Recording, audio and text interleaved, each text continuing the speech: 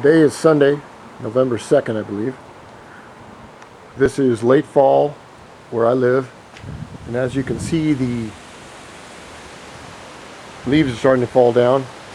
They turn a brilliant color of yellow and red, and I'm just documenting this because it's just kind of cool. All the grapes are coming down, and you can see the front. Everything is turning yellow. And now back to Project Ruckus and what I'm going to do today.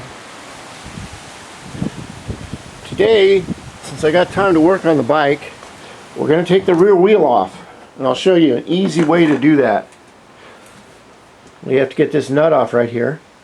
We'll take the fender off, and after I get the rear wheel off, first thing we want to do is take some wood or something underneath here, which would be good. I like to put a few pieces of wood underneath here, and then use my hand back here and lift the bike up, and then pull it backwards and put it on the wood. That way when the engine comes out, the whole front frame and the front tire are resting squarely on something, and that's out of the way. The first problem I have is there are a lot of wires and vacuum hoses that have got to be taken off. Now let me tell you about one mistake that everyone makes on these bikes. You can take everything off that you see. You'll always miss this one thing, always. And when you miss it, you're going to find out when you go to pull the motor out. It's really nice when you get everything off to where you can take the motor and pull it out that way and have the frame sitting here. You're going to miss this one vitally important thing. It's called, drum roll please, it's called this. This is the rear brake. It's very stiff. When you take any of these motors off, we have to go back to this area right here. This is the rear brake cable.